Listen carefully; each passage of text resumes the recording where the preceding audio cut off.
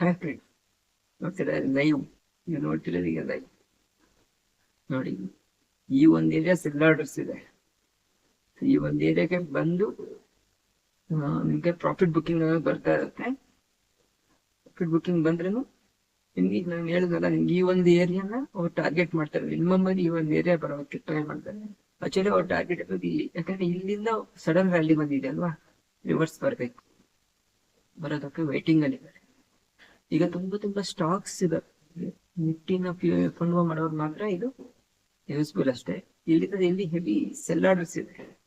Cell orders ಅವ್ರ intention ಅಪ್ಪೆ, previous ಏನ್ ಹೇಳಿದ್ರೆ ಇಂಟೆನ್ಷನ್ ಅಪ್ಪೆ. ಈ ಒಂದು ಏರಿಯಾ ಓಪನ್ ಆಗಿದ್ರೆ ತುಂಬಾ ಚೆನ್ನಾಗಿತ್ತು, ಯಾಕಂದ್ರೆ ಅವ್ರಿಗೆ ಈ ಏರಿಯಾಕ್ಕೆ ತರಕ್ಕೆ ಈಸಿ ಆಗ್ತಿತ್ತು. ಈ ಒಂದು ಏರಿಯಾದಲ್ಲಿ ಅದರಿಂದ ಇವತ್ತು ನಿಮ್ಗೆ ಡೌನ್ ಬರಕ್ಕೆ ಅಷ್ಟೊಂದು ಆಪ್ಷನ್ ಇಲ್ಲ ಅನ್ಕೊಂತೀನಿ.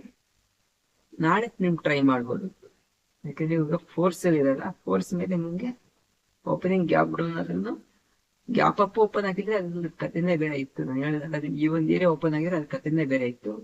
ಗ್ಯಾಪ್ ಡೌನ್ ಓಪನ್ ಆಯ್ತಲ್ವಾ, ಸೊ ಇದಕ್ಕೆ ಸ್ವಲ್ಪ ಸೆಲ್ಲಿಂಗ್ ಅವ್ರಿಗೆ ಬೇಕಾದಷ್ಟು ಬೈಯಿಂಗ್ ಸ್ಟಾಕ್ಸ್ ನಿಫ್ಟಿಯಲ್ಲಿ ಸಿಕ್ಕಿದ್ದಕ್ಕೆ ಅವರು ಎಂಟ್ರಿನ ಎತ್ಕೊಂಡಿದ್ದಾರೆ.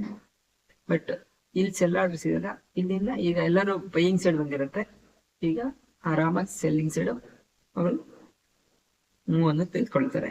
ಇವತ್ತು ಮೇ ಬಿ ನಿಮ್ಗೆ ಆಗಲ್ಲ, ಯಾಕಂದ್ರೆ ನಾಳೆಯಿಂದ ಟ್ರೈ ಮಾಡ್ಬೇಕು.